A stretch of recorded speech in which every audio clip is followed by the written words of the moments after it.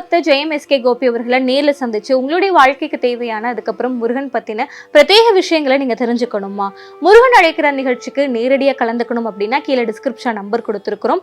அந்த நம்பரை கான்டாக்ட் பண்ணி ரெஜிஸ்டர் பண்ணிக்கோங்க. ரெஜிஸ்டர் பண்ணவங்களுக்கு மட்டும்தான் அனுமதி, அந்த அனுமதி இலவசம். உலகெங்கிலும் நடக்கும் முக்கிய நிகழ்வுகளை குறுஞ்செய்தி வடிவத்தில் தெரிந்து கொள்ள ஆதன் செயலியை டவுன்லோட் செய்யுங்கள். ஆதன் செயலியை டவுன்லோட் செய்ய டிஸ்கிரிப்ஷனில் உள்ள லிங்கை கிளிக் செய்யவும். ஸோ அந்த பாமன் சுவாமி கோயிலில் கும்பாபிஷேகம் நடக்க போகிறதாக கேள்விப்பட்டோம். அதை பற்றி கொஞ்சம் சொல்லுங்கள். 3 மாம்பாங்கன்னு சொல்லக்கூடிய 36 வருஷம் பொறுத்து சுவாமியோட கோயில் கும்பாபிஷேகம் நடக்க போகுது. கருவறையே மூடி வச்சுருந்தாங்க. இப்போ ஒரு 4 வருஷத்துக்கு முன்னாடி அந்த கருவறை கதவை திறந்தாச்சு. 7ஆம் மாதம் 12ஆம் தேதி கும்பாபிஷேகம் நடக்கிறது இருக்குது சாமியோட கோயில். பக்த கோடி எல்லாரும் கலந்துக்கணுன்றது இந்த சேனல் மூலமாக எல்லாருக்கும் தெரிவிச்சுக்கிறேன் வேண்டுகோளா. அது மட்டும் இல்லாமல் இப்போ இந்த பாமன் சுவாமியை உணர்ந்த ஒரு விஷயத்த நிறைய திருவான்மையூரில் இருக்கிறதுனால சுவாமியை முருகரை தேடி போனால் பாமன் சாமி நம்ம கூட இருக்கார், பாமன் சாமியை தேடினீங்கன்னா முருகர் கிடைப்பார்ன்றது திண்ணம் இல்லை. பழனிக்கு போகாத ஒரே சித்தர் பாமன் சாமி தான். என்ன காரணம்? சரி சும்மா கேட்டுட்டு இருக்காரு, அதனால நான் பழனிக்கு போயிட்டு வந்துட்டப்பான்னு சொல்லிட்டு ஒரு பொய்ய சொல்லிட்டாங்க சாமி. அவர் சொன்ன ஒரே ஒரு தவறு. முருகர் நைட்டு கனவுல கேட்குறாரு, நீ பழனிக்கே வராமல் எப்படி பழனிக்கு வந்தனா என்னோட உத்தரவு இல்லாமல் நீ பழனிக்கு வரக்கூடாதுன்னு சொல்லிட்டாரு. முக்கிய தகவல்களை உடனுக்குடன் தெரிந்து கொள்ள ஆதன் செயலியை டவுன்லோட் செய்யுங்கள். டவுன்லோட் லிங்க் டிஸ்கிரிப்ஷனில் உள்ளது. ஆதன் ஆன்மீக நேயர்களுக்கு வணக்கம். நம்ம ஆன்மீகம் சேனலில் தொடர்ந்து ஆன்மீக ரீதியாக நிறைய விஷயங்களை பார்த்தும் தெரிஞ்சுக்கிட்டும் வரோம். அதன் மூலமாக நம்மளுக்கு நிறைய தீர்வுகளும் தெளிவுகளும் கிடைச்சிருக்கு. அந்த வகையில் இன்னைக்கு நம்ம கூட இணைஞ்சிருக்கிறாங்க ஆரா ஜோதிடர் திரு வினோத்குமார் அவர்கள். வாருங்கள் பேசுவோம். வணக்கம் சார். வணக்கம் மேடம். அகம் ஆத்ம ஜோதி, எண்ணம் போல் வாழ்க்கை, வண்ணமா திகழ வாழ்த்துக்கள் ஆதன் சேனல் நேயர்களுக்கும். சார் பார்த்தீங்கன்னா இப்போ பாம்பன் சுவாமிகள் இப்போ ரொம்ப ஃபெமிலியர் ஆகிட்டு வராங்க. நிறைய பேரை கும்பிட ஆரம்பிச்சிருக்காங்க. நிறைய நன்மைகள் நடந்திருக்கு, அற்புதங்கள் நடந்திருக்கு அப்படின்னு சொல்றாங்க. ஸோ அந்த பாம்பன் சுவாமி கோயிலில் கும்பாபிஷேகம் நடக்க போறதாக கேள்விப்பட்டோம். அதை பத்தி கொஞ்சம் சொல்லுங்க. அதாவது நமக்கு கிடைச்ச அரிய தகவல்னு சொல்றதோட அதிர்ஷ்டமான தகவல்னு சொல்லக்கூடிய இந்த தருணம் இல்லை. கிட்டத்தட்ட ஒரு 3 மாம்பாங்கன்னு சொல்லக்கூடிய 36 வருஷம் பொறுத்து சுவாமியோட கோயில் கும்பாபிஷேகம் நடக்க போகுது. கருவறையே மூடி வச்சுருந்தாங்க. இப்போ ஒரு 4 வருஷத்துக்கு முன்னாடி அந்த கருவறை கதவை திறந்தாச்சு. சுவாமி தரிசனம் பண்ணிட்டுருக்கோம் எல்லாருமே. அது போக இப்போ வருகிற 12ஆம் தேதி 7ஆம் மாதம் 12ஆம் தேதி கும்பாபிஷேகம் நடக்கிறது இருக்குது சாமியோட கோயில். பக்த கோடி எல்லாரும் கலந்துக்கணுன்றது இந்த சேனல் மூலிமா எல்லாருக்கும் தெரிவிச்சுக்கிறேன் வேண்டுகோளா. கண்டிப்பாக இதை தெரிஞ்சுக்கலாம். அடுத்தது சுவாமியை பற்றி சொல்லலாம். சுவாமிக்கும் எங்கள் இதுக்கும் நிறைய தொடர்பு இருக்குது. அதனால் தான் இந்த காணொலியை முக்கியமான விஷயங்களை பதிவு பண்ணுறதுக்கு. முருகவேல் திருக்கோயில்னு ஒரு கோயில் இருக்குது என்னோடய வீட்டு பக்கத்தில். அந்த கோவில் பார்த்திங்கன்னா சுவாமி பாம்பன் சுவாமிகள் ஒரு குறிப்பிட்ட காலம் அங்கே தங்கியிருந்தார். அது தங்கியிருந்து அந்த கோவிலில் ஒரு பாடல் எழுதியிருக்கார். சொன்னால் பிறப்புழியும் பிற சூரிய கூட்டுக்குள் என்னாலும் மறவாதே அப்படின்னு சொல்லிட்டு இருக்கார் முருகவேல்னு சொல்லிட்டு. இந்த சொன்னால் பிறப்புழியும் சூரிய கூட்டுக்குள்ன்றது நம்ம சொன்னால் பிறப்புழியும் முருகான்றது சொன்னாவே இந்த சூரிய கூடுன்றது நம்ம உடம்பு. அதை சொன்னீங்கன்னா நமக்கு உடம்பு நல்லா இடன்றத சுவாமி அங்கே எழுதின பாடல் அது. அது மட்டும் இல்லை, அந்த கோயில் கிட்டத்தட்ட ஒரு 15 வருஷத்துக்கு முன்னாடி ஒரு கும்பாபிஷேகம் நடந்தது அந்த முருகர் கோயிலில். அப்போது அந்த கோவிலில் சுவாமி எடுத்து எல்லாமே பாலாலயம் பண்ணி செஞ்சிட்டோம். சுவாமி எடுத்து அதை வைக்கணும்னா அந்த சுவாமியை தொட்டால் எல்லாருக்கும் ஒரு மாதிரி எலக்ட்ரிக் ஷாக் மாதிரி வருது. யாருமே தொட முடியல அப்படின்றது. அப்புறம் ரத்னவேல் ஆச்சாரியன்னு சொல்லிட்டு ஒருத்தர் அவர் இந்த சுவாமி எடுக்க சொல்லி எனக்கு சொன்னார். அப்போ சரின்னு சொல்லிட்டு அந்த சுவாமியை எடுத்து திரிபந்தனம் பண்ணணும். அந்த சுவாமி அஷ்டபந்தனம் பண்ணுறோம் பார்த்தீங்களா, அது அஷ்டபந்தனம் மருந்து. திரிபந்தனன்றது அடியில் மருந்து சாத்தி சிமெண்ட்டு மூலிகைலாம் வச்சு அதை பண்ணுறது. அந்த திரிபந்தனன்றது எனக்கு கிட்டத்தட்ட கொடுத்தது. அந்த கோயிலில் கிட்ட 36 சாமி இருக்குது. எல்லா தேவர்களும் அதில் இருக்காங்க. ஸோ அதெல்லாம் பிரதிஷ்டை பண்ணி முடித்து கும்பாபிஷேகம் நடந்து இப்போ அதே கும்பாபிஷேகம் 15 வருஷம் கழிச்சு இப்போது போன 2 மாதத்துக்கு முன்னாடி நடந்தது. அது பாமன் சுவாமியால் எனக்கு கிடைச்ச விஷயம். அதை நான் உணர்ந்திருக்கேன். அது மட்டும் இல்லாமல் இப்போ இந்த பாமன் சுவாமியை உணர்ந்த ஒரு விஷயத்த நிறைய திருவான்மையூரில் இருக்கிறதுனால சுவாமியை முருகரை தேடி போனால் பாமன் சாமி நம்ம கூட இருக்கார், பாமன் சாமியை தேடினீங்கன்னா முருகர் கிடைப்பார்ன்றது திண்ணம் இல்லை. இதில் சுவாமி என்ன சொன்னால் பிறப்புழியும் சூரிய கூட்டுக்குள்னு இது ஒரு பாடல் எழுதினார். இங்கே சொல்லியிருக்க என்னை யாழும் பரம ரகசிய சக்தி என்னை நம்பினாரும் ஆதரித்து காக்கமேன்னு சொல்லிட்டு சொல்லியிருக்கார். அப்படி அர்த்தம் பார்த்திங்கன்னா, என்னை யார் இங்கே நம்பி இங்கே வந்தாங்கன்னா என்னை அறியாமல் எனக்குள்ளே இருக்க சக்தின்றது முருகர் தான். அந்த முருகர் உங்களுக்கு தேவையான எல்லாத்தையும் செய்வாங்கன்னு சொல்லிட்டு சொல்லியிருக்காரு. இன்னொரு விஷயம், முருகர்கிட்ட பாம்பன் சுவாமி சத்தியம் வாங்கியிருக்காரு. ம். திருவான்மூருக்கு யார் யார் வந்து இந்த இடத்துல உட்காந்து அவங்களோட குறைகளை சொன்னாங்கன்னா, அந்த குறைகளை தீர்க்கறதுக்கு முருகர் வந்து உடனே செஞ்சு கொடுங்கன்னு சொல்லிட்டு முருகர்கிட்ட சத்தியம் வாங்கியிருக்காரு. ஸோ அந்த சத்தியம் வாங்கினது சத்தியத்துக்கே சத்தியம், தமிழ்ன்ற சத்தியம் உண்மை முருகர்ன்றது. அது மாற்றமே இல்லை. அந்த மாற்றம் வரணுன்றதுனால பாம்பன் சாமி சொன்ன விஷயம்னா, ஆனால் இன்னொரு சூட்சமாக சொல்லியிருக்காரு. நாங்கள் 20-21 வருஷமாக பாம்பன் சாமி கூட பிரயாணம் பண்ணுறதுனால சேர்த்து சாமி இன்னொரு விஷயம் சொல்லியிருக்காரு. நீ வந்து முருகரை வழிபடு, படாமல் கூட இரு, என்னை கூட நீங்கள் கும்பிட வேணாம். இந்த கோவிலுக்கு வெளியே யாருன்னா ஒருத்தர் பசின்னு இருக்கிறவங்களுக்கு ம். உங்களால் முடிஞ்ச உணவு கொடுங்க. அந்த உணவு கொடுத்தீங்கன்னா உங்களை தேடி நான் வரேன். அப்போ பாம்பன் சாமி தேடிட்டு வந்தாருன்னா கண்டிப்பாக முருகர் கூட வருவாருன்னு உண்மை, சத்தியம் அது. ஸோ அதனால தான் அந்த ரகசியத்தை நாங்கள் உணர்ந்திருக்கோம். Okay, okay. இதுல பார்த்தீங்கன்னா, பாம்பன் சுவாமிகள் பத்தி நிறைய பேர் நிறைய விஷயங்கள் பேசியிருப்பாங்க. கண்டிப்பாக. ஸோ பாம்பன் சுவாமிகளுடைய வரலாறு பத்தி எங்களுக்கு சொல்லுங்க சார். வரலாறுன்னு பார்த்தீங்கன்னா, சுவாமி வந்து அவரோட ஷார்ட்டாக சொந்த ஊர் எது சார்? சொந்த ஊர் பாம்பன். ஓகே. ம். நம்ம பாம்பனில் பிறப்பன் வலையசு பக்கத்தில் அவங்களது சுவாமி ஊர். ம். இப்போ அந்த ஊர்லேருந்து பார்த்தா ராமேஸ்வரம் சுவாமி இருந்தாங்க அவங்க அப்பா அம்மாவோட சேர்ந்து இருக்கும்போது. அப்போ ஒரு 12 வயசு வரைக்கும் சுவாமி வாய் பேச முடியாது. ம். அப்போ அந்த ராமேஸ்வரத்தில் இருக்க பெரிய மகா குருக்கள் வந்து பாம்பன் சுவாமிக்கு வந்து வார்த்தை வரும் அப்படின்றத கந்தசஷ்டி கவசம் படிக்க சொல்லியிருந்தாங்க அவங்க அப்பா அம்மா. அவங்க படிக்க ஆரம்பித்து அப்படி வரும்போது ஒரு நாள் சாயங்கால வேளையில் பாம்பன் சுவாமிக்கு வார்த்தை பேச ஆரம்பிக்கிறார். ம். முருகர் முருகர் வந்து அசிரியாக பேச ஆரம்பிக்கும்போது அவர் சொன்னார். அப்போ அன்றைக்கி சாயங்காலம் வந்து மாலை கதிருன்ற மாதிரி ஒரு பாடல் வந்து சுவாமி வந்து வாயிலிருந்து வருது, முருகான்ட்டு. முருகன்ற வார்த்தையை முதல்ல சொல்லி அதுக்கப்புறம் அதை காவா முடிக்கணுன்றதுனால அந்த முருகான்றது மாலை வெயில்ன்றது ஒரு பாடலாக வந்து சுவாமி வந்து படித்தாங்க. அப்போ முருகர் சொல்லி அவருக்கு வந்து ஷடாஷரம் எழுதி அவர் நாக்கில் வந்து எழுதுனது. அப்போ பேச்சு வந்து ஆரம்பிச்சுது. அதுக்கப்புறம் சுவாமி அப்படியே வந்தார். அதேமாதிரி பழனிக்கு போகாத ஒரே சித்தர் பாம்பன் சாமி தான். ம். என்ன காரணம்? காரணம், இப்போ பாம்பன் சாமி இருக்கும்போது இப்போ பக்கத்து வீட்டில் ஒருத்தர் இருக்கார். அவர் வந்து என்னப்பா பழனிக்கு போகிறீங்களா அப்படின்னா, ஆமாப்பா போனோன்னு சொல்லிட்டு திருப்பி வந்து ஒரு நாள் கேட்குறாரு, என்னப்பா பழனிக்கு போனேன். சரி சும்மா கேட்டுட்டு இருக்காரு, அதனால நான் பழனிக்கு போயிட்டு வந்துட்டப்பான்னு சொல்லிட்டு ஒரு பொய்யை சொல்லிட்டாங்க சாமி. அவர் சொன்ன ஒரே ஒரு தவறு, அவர் கேட்டதுனால ஒரு விஷயன்றதுனால. முருகர் வந்து நைட்டு கனவுல வந்து கேட்குறாரு, நீ பழனிக்கே வராமல் எப்படி பழனிக்கு வந்தோன்னா பல்ல கடிச்சு சொல்கிறாரு சத்தத்தோட. சாமி உணர்ந்து அதை பாடலாம் சொல்லியிருக்காங்க. அப்போ எப்படி நீங்கள் வந்து இது மாதிரி சொல்லலாம், பொய் சொல்லலாம்? என்னோட உத்தரவு இல்லாமல் நீ பழனிக்கு வரக்கூடாதுன்னு சொல்லிட்டார் சாமி. சத்தியம் அப்படின்னு சொல்லிட்டு விட்டுட்டாங்க. இது வரைக்கும் பாம்பன் சாமி பழனிக்கு போகல. இது ஒரு விஷயம். அதில் அவரோட இதில் இதனா இந்த சத்தியத்துக்கு கட்டுப்பட்டது ஒரே ஆள் யாருன்னா பாம்பன் சாமி தான். பாம்பன் சுவாமி. அதே மாதிரி 6666 பாடல் எழுதியிருக்காரு சமஸ்கிருதம் எல்லாமே. ம். அந்த 6600 பாடலாம் வந்து முருகரை முழுசாக ஒரு நேரமும் ஒரு நிமிஷம் ஒரு நொடியும் மறக்காமல் இருந்தால் தான் அந்த பாடல் உள்ளக்குள்ளே மனசு ஒலிக்கும். அது மொத்தம் அவர் எழுதி வச்சிருக்காரு அங்கே. அதே மாதிரி 4-5 பந்தனம் எழுதியிருக்காரு சாமி. ரத பந்தனம் எழுதியிருக்காரு, மயூர பந்தனம் எழுதியிருக்காரு, சதுர பந்தனம் எழுதியிருக்காரு, நாகபந்தனம் எழுதியிருக்காரு, சதுர பந்தனம் எழுதியிருக்காரு. இது எல்லாமே வந்து பாம்பன் சாமி எந்த சித்தரும் எழுதாத ஒரு விஷயங்கள் அவர் பண்ணியிருக்காரு. ஆக்சுவலா பாம்பன் சுவாமிகள் பார்த்தீங்க அப்படின்னா, அவருக்கு எழுத படிக்க தெரியாது அப்படின்ற மாதிரி சொல்லுவாங்க. அது உண்மைங்களா? சுவாமிக்கு எழுத படிக்க ஞானம் படிச்சுட்டாரேன். ம். ஞானத்தை படிச்ச இல்ல, பிறகு எழுத படிக்க தெரியாத ஒருத்தர் வந்து முருகன் அருளால 6000 பாடல்கள் எழுதியிருக்காங்க. 6666 பாடல் எழுதியிருக்காரு. ஆமா, இதுவே மிகப்பெரிய ஒரு அதிசயம் அப்படின்னு உண்மையான சொல்லுவாங்க. விஷயம். பாம்பன் சாமி வந்து என்னன்னா 27 முறை முருகர் நேரடியாக காட்சி கொடுத்தார். ஓ. பிறப்பன் வலையசில் சுவாமி வந்து முதல் தியானம் பண்ணுறாங்க. பண்ணும்போது பார்த்தீங்கன்னா ஒரு சுடுகாட்டில் வந்து ஒரு பள்ளம் 3க்கு 3 பள்ளம் வெட்டி ஒரு 6 அடி ஆழத்தில் உள்ளே உட்கார்றாங்க. அவரோட சீடர்கிட்ட சொல்லிட்டார், நான் தினமும் ஒரு வேளை ஒரே ஒரு உருண்டை வந்து சாப்பாடு தண்ணி கொடுத்து அனுப்பு, நான் என்னைக்கு வேணாம்னு சொல்கிறேனோ அன்றைக்கி வந்து நிறுத்திடணும் நீ அப்படின்னாரு. கிட்டத்தட்ட ஒரு 30 நாள் வரைக்கும் போச்சு. அதுக்கப்புறம் வேணான்னு சொல்லிட்டாங்க சாமி. முடிஞ்சுது. இப்போ அங்கே இருக்க துஷ்ட சக்தியெலாம் வந்து சாமியை வந்து மிரட்ட ஆரம்பிச்சுது. சுடுகாடுன்ற அந்த துஷ்ட சக்தி பேய் பிசாசெல்லாம் வந்து அவர் சாமி வந்து ரொம்ப மிரட்டுச்சு.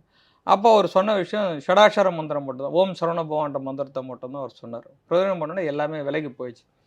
போய் கொஞ்சம் நல்ல காலம் இது சிவபெருமான் வரைக்கும் எட்டினால சிவபெருமானை நேரடியாக வந்து பாமன் குமரகுரு எழுந்துரு அப்படின்னு சொல்லிட்டு கேட்டார்.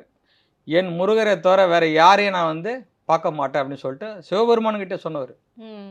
சொல்லி திருப்பி முடிஞ்ச பிறகு திருப்பி கொஞ்ச நாள் கழித்து முருகப்பெருமானே வந்து காட்சி கொடுக்கணும் அப்படின்ற மாதிரி முருகப்பெருமானை வந்து காட்சி கொடுக்கும்போது என் முருகரை தவிர நான் வேற கண் வீழ்த்து பார்க்க மாட்டேன்னு சொல்லிட்டு சொன்னார். நான் தான் வந்திருக்கேன் குமரகுரு, நீ வந்து நான் வீழ்ச்சி பாரு அப்படின்னு சொல்லும்போது பாம்பன் சாமியோட குரு வந்து அருணகிரிநாதர். அருணகிரிநாதர் குரு வந்து அகத்தீஸ்வரர். அப்போ அந்த 2 பேரும் சேர்ந்து கூட முருகப்பெருமானை சேர்ந்து 3 பேரும் சேர்ந்து பிறப்பணி வலைசையில் வந்து காட்சி கொடுத்தாங்க. காட்சி கொடுத்து அதுக்கப்புறம் உனக்கு வந்து திண்ணம் இங்கே இல்லை சென்னையில் இருக்கு அப்படின்றத நமக்கு சொல்லி அவங்க அனுப்பிச்சதுனால சுவாமி அங்கேருந்து பாம்பன்லேருந்து ட்ரெயின் ஏறும்போது எக்மோர் வந்து இறங்குறாங்க. இறங்கும்போது எங்கே இறங்க போகிறோம் எங்கே போகிறோன்றது அவருக்கே தெரியாது. ட்ரெயின் ஏறினார், இங்கே வந்து இறங்கிட்டார். அவ்வளோதான். அதுக்கப்புறம் இங்கே நடந்த விஷயங்கள் அதிசயங்கள்லாம் நிறைய எக்கச்சக்கமாக இருக்கும். எப்படி வந்து திருவான்மையூருக்கு எப்படி வந்தார் அவர்? திருவான்மையூருக்கு சுவாமியோட சொந்த இடம் அது. ஓகே. சுவாமியோட தான் ஒரு ட்ரஸ்ட்டு வச்சுருக்காரு. அந்த ட்ரஸ்ட்டில் அவர் சொந்தமாக அந்த இடத்த வாங்கி அந்த ட்ரஸ்ட் மூலிமா அமைச்சிட்டு தான் போயிருக்காரு. ஓகே. இல்ல எங்க போறதுன்னு தெரியாம அவர் ஒரு பிளானிங்கே இல்லாம ஆமாம். அதுக்கப்புறம் அவர் திருவான்மை எக்மோரில் இறங்கிட்டு எக்மோர்லேருந்து மண்ணடியில் இருந்தார் சுவாமி. ஏழுக்கிணறு சொல்கிற மாதிரி அங்கே லட்சுமி அம்மானு ஒரு அம்மா அவங்க வந்து பார்த்துட்டு இருந்தாங்க. அவங்க தான் வந்து சுவாமி வந்து முருகர் வந்து கனவுல சொல்லி அவங்க வந்து பாம்பன் சாமியை கூப்பிட்டு போகிறாங்க. யார் என்னன்னு எதுவும் தெரியாது. உங்களை சாமி கூப்பிட்டு போக சொன்னாங்கன்றாங்க. இவரும் சரி ஏறி உட்கார போயிட்டாங்க. இப்போ அங்கேருந்து நிறைய கோயிலுக்கு தேசங்களுக்கு போனது, காஞ்சிபுரம் போனது, குமரக்கோட்டத்தை பற்றி பேசுனது, முருகரே வந்து அங்கே ஆடு மாடு மேய்க்கிற பையனை வந்து கோயிலுக்கு கூப்பிட்டு போனது, இதெல்லாம் அதுக்கப்புறம் நடந்த விஷயங்கள். அதுக்கப்புறம் ஒரு இடமா காசிக்கு போயிட்டு வந்தார் சாமி. திருப்பி நடப்பயணம் நிறைய பிரயாணம் பண்ணார். ஸ்ரீபெரும்புத்தூர் போய் வந்திருக்காங்க சாமி. இங்கே நடுவுமன்ற பட்டாபிராமன் போயிருக்காரு. சென்னை சிந்தார்பேட்லேயும் வந்து இருந்திருக்காரு. இப்போ அந்த குறிப்பிட்ட காலம் தங்கும் போது இந்த பாடல் அங்கே எழுதியிருக்காரு அந்த முருகவேல் கோயில். ஏன்னா அந்த முருகவேல் கோயிலில் இன்னொரு விஷயம் அதிசயமாக இருக்கும். பாம்பன் சாமி பூஜை பண்ண ஒரு வேல் எங்கள் கோயிலில் இருக்குது. இன்னும் இருக்குது அந்த கோயில். அந்த வேலுக்கு இன்னும் நம்ம அர்ச்சகர் வந்து அது தினமும் சாமிக்கு அபிஷேகம் பண்ணுவோம், அந்த வேலுக்கு அபிஷேகம் பண்ணி தான் செய்வோம். அதுக்கு அவ்வளோ அதிகமான ஒரு பவரான இது. ஏன்னா சாமி குருவோட கையிலேருந்து வந்ததுனால சாமி பூஜை பண்ணது அது. இது எல்லாமே நடந்துட்டு இருக்கு. இது போக சாமி வந்து பார்த்தீங்கன்னா நிறைய பக்தர்கள் வந்து அங்கே இருக்க திருநீர் பாம்பன் சாமியோட கோயில் மண் எடுத்து நெத்தியில பூசினா கூட அவ்வளோ வேலை செய்யும். ஏன்னா அவரோட தியானம்னாலே அதிகமாக இருந்த இடம், வைப்ரேஷன் அதிகம். அதனால இந்த கும்பாபிஷேகத்தை பற்றி எல்லாத்தையும் கொஞ்சம் பிரபலமாக எல்லாருக்கும் சரி சொல்லணும். எல்லாம் ஏன்னா நம்ம மட்டும் பார்த்துறதோட நம்மளை சுற்றி இருக்கவங்க எல்லாரும், உலகத்தில் இருக்க எல்லாருமே வந்து பாம்பன் சுவாமி கோயிலில் இந்த கும்பாபிஷேகத்தை எல்லாரும் கலந்துக்கின்னு அவரோட அருளாசி வாங்கணுன்றது என்னோட கண்டிப்பா நம்ம நல்ல எண்ணம் வந்து கண்டிப்பா ஈடேறணும், எல்லா மக்களுக்கும் தெரியணும். இது இன்னொரு விஷயம் சார், பாம்பன் சுவாமி அவர்கள் வந்து பாத்தீங்க அப்படின்னா எனக்கு தெரிஞ்ச ஒரு அற்புதம் என்ன அப்படின்னா, ஒரு முறை அவருக்கு கையிலயோ காலையோ சம்திங் ஏதோ அடிபட்டு இருக்கும்போது ஜிஹெச்ல மருத்துவம் பார்க்க போயிருந்தாங்களாம். அப்போ வந்து ஆப்ரேஷன் பண்ணவே தேவையில்லை, எலும்புகள் தானாகவே கூடிடுச்சு அப்படின்ற மாதிரி சொன்னாங்க. இன்னைக்கு வருஷத்துல ஒரு தடவை வந்து மயூர சேவன் ஒரு நடக்குது. ஒரு சேவன் அது எப்படின்னா சுவாமிக்கு வந்து வண்டி சக்கரம் காலில் அடிபட்டு கால் வந்து உடஞ்சி போச்சு. அப்போ ஜிஹெச்சில் அட்மிட் பண்ணி சுவாமி வந்து கால் எடுத்துடணும்னு டாக்டர்ஸ் சொல்கிறாங்க. எலும்பு உடஞ்சிச்சு, அது சேர்க்க முடியாது. அப்போது நாகரிகம், மருத்துவ நாகரிகம் ரொம்ப வளரல. ஸோ ஜாயின் பண்ணுறதுக்கு எதனா செய்யணும் அப்படின்ற மாதிரி இவங்க எல்லாம் எக்ஸ்ரேலாம் எடுத்து வச்சுருக்காங்க. இது வேறு எதனா எலும்பு மாற்ற முடியுமா, இல்லை அந்த காலை துண்டிக்கிறதா மாதிரிங்க அப்படின்னு சொல்லிட்டு பேசுகிறாங்க. சுவாமி வலி கொஞ்சம் அதிகமாக இருக்குது. சாமி வருத்தப்படுறாரு. முருகா ஏன் என்ன இது மாதிரி சோதிக்கிறேன், எனக்கு உன்னை விட்ட வேறு யார் இருக்காங்க நீ அப்படின்னு சொல்லிட்டு சுவாமி வந்து மனம் உருகி முருகர் பாடல் பாடும்போது 2 தங்க மயில் வந்து நடனம் ஆடிச்சு. நடனம் ஆடும்போது பார்த்தீங்கன்னா இங்கே முருகர் வந்து பாம்பன் சாமி பக்கத்தில் சின்ன குழந்தையா படுத்துட்டு இருக்காரு. முருகரே வந்து பாம்பன் சாமி பக்கத்தில் குழந்தையா படுத்து அந்த மயூர சேவன் சொல்லக்கூடிய அந்த மயூர தங்க மயில் நடனம் ஆடுறத பாம்பன் சாமி லைவாக பார்க்குறாரு. பாடும்போது அந்த எல்லாம் முடிஞ்ச பிறகு பார்த்தீங்கன்னா தான் காலில் வந்து ஒரு வேல் ஒன்று வச்சிருக்கு. வச்சு அது இதுவாக இருக்கு. மறுநாள் எக்ஸ்ரே டாக்டர் வந்து நல்லா நடக்கிறாரு, இவர் எப்படி திடீர்னு இந்த மாதிரி ஆச்சு இந்த மிராக்கள், எக்ஸ்ரே எடுத்து பாருங்க சுவாமி காலில் ஒரு வேல் இருக்கு. அது முருகன் நிகழ்த்தின ஒரு அதிசயம். இது பாம்பன் சாமிக்கு நம்ம சென்னை ஜிஹெச்ல நடந்த ஒரு பெரிய மிராக்கள் தான். Okay okay. அதை தாண்டி இன்னும் என்னென்ன அற்புதங்கள்லாம் பண்ணியிருக்காங்க சார்? ஒரு 2-3 எங்க கூட ஷேர் பண்ணிக்கோங்களேன். நிறைய இருக்கு மேடம். பாம்பன் சாமி இதுதான்றது இல்லை. ஒரு ரதம் வந்து இப்போ நகர்ந்து போகுது, இப்போ அந்த தேர் வந்து சரிஞ்சிரும்னு தெரியும். ஒரு வண்டி ஆக்சிடென்ட்டாக வந்து உதாரணம் சொல்கிறேன் வச்சுங்க. இப்போ அது மாதிரி ஒரு ஊரில் வந்து ஒரு தேர் நடந்துட்டு இருக்கு. அந்த சுவாமி வந்து சொல்கிறாங்க இந்த தேர் சரிய போகுது, சுவாமி தெரியும். சுவாமி இந்த தேர் எப்படின்னா சரிப்படுத்தணும் அப்படின்னு சொல்லிட்டு கேட்குறாங்க. அப்போ சுவாமி என்ன பண்ணார், முருகர்கிட்ட வேண்டிட்டு இது எப்படி முருகா செய்கிறது அப்படின்ற ஒரு வார்த்தை கேட்கும்போது ரத பந்தனன்றதை உடனே அவருக்கு எழுதணும். அந்த ரத பந்தனம் வடிவம் தேர் மாதிரியே இருக்கும். அது உள்ள எல்லா எழுத்தை போய்ச்சிருக்கும். அதை எழுதி அந்த தேர் எங்கே போய் கோயில் நிலை சுற்றி வரணுன்றதை சுவாமி பூஜை பண்ணி அதை கொடுத்தாங்க. அந்த ரதம் சுற்றிட்டு வந்து திருப்பி நின்று தேர் சரியாம. இப்போ அந்த ரத பந்தனம் இப்போ நம்மளும் எல்லா வண்டியில யூஸ் பண்ணலாம். அந்த ரத பந்தனம் இப்போ எங்கள் காரில் இருக்கும். கார்லேயே வச்சிருக்கீங்க? காரில் வச்சு 2 வீலர் எதில் வேணால் எடுத்துகிட்டு பேக்கெட் கூட எடுத்துகிட்டு போகலாம். அந்த ரத பந்தனம் வந்து நம்மளை பாதுகாப்பாக ஒரு ஆக்சிடென்ட் நடக்காமல் பாதுகாக்கணும்னா அந்த ரத பந்தனம் யூஸ் ஆகும். ஓகே. இதெல்லாம் சாமி செஞ்ச விஷயம். அதே மாதிரி பிறப்பன் வலைசிலேருந்து இங்கே வந்து சென்னையில் பார்த்தீங்கன்னா நிறைய விஷயங்கள் சாமி செஞ்சுருக்காங்க. கொஞ்சம் நஞ்சம் கிடையாது. பாடல் எழுதுன்னு ஒரு பக்கம் இருந்தாலும் எல்லாருக்கும் அன்னதானம் கொடுக்கணுன்ற எண்ணங்களை செயலும் நிறைய செய்யணுன்றது. பாடல்களை இப்போ ஒரு நிமிஷம் எழுதும்போது வார்த்தைகள் இது மாதிரி இருக்கும். சுவாமிக்கு அதே மாதிரி வந்து இந்த குமாரசோபம் நம்ம சொல்லக்கூடிய சண்முக கவசம்னு சொல்லிட்டு சண்முக கவசத்தை படிக்கணும். ஒரு நாளைக்கு 9 தடவை 27 முறை சண்முக கவசம் படிச்சிங்கன்னா, குமாரசோபம் படிச்சிங்கன்னா அவ்வளோ பவர். கண்டிப்பா. முருகரே நம்ம கூட இருக்காருன்னு அர்த்தம். சுவாமியோட அருளும் சேர்ந்து இருக்கு. ஏன்னா குரு அருள் இல்லாமல் திருவருள் கிடைக்காது. சுவாமியை கட்டியாக பிடிச்சா முருகர் வந்துருவாருன்றதுக்கு இது ஒரு முக்கியமான எக்ஸாம்பிள் இது. இல்ல இன்னொரு விஷயம், சுவாமிகள் பாம்பன் சுவாமிகளுடைய குடும்பம் பத்தி யாருக்குமே பெருசா தெரியாது.